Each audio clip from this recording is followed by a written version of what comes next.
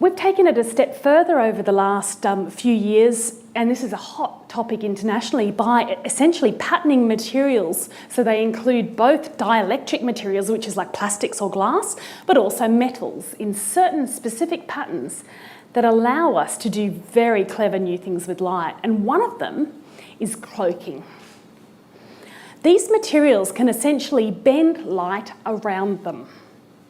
So imagine this sphere here, and it has light coming in on it. Because of the way we've patterned it, the light bends around the sphere. Now, if light is bending around that sphere and you try to look at it, you will not see it.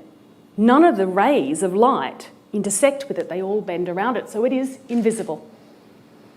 So that's why I show the wonderful Harry, our oldie but a goodie, because essentially cloaking technologies sound like a fantasy, and often science fiction or, fantasy movies often make us think of things that are inspiring, but actually there are ways to drive science so that we can do some of these amazing things that seem like fantasy. Now this one here, I've talked to you about new types of glass that generate or transmit new wavelengths. I've talked to you about pattern.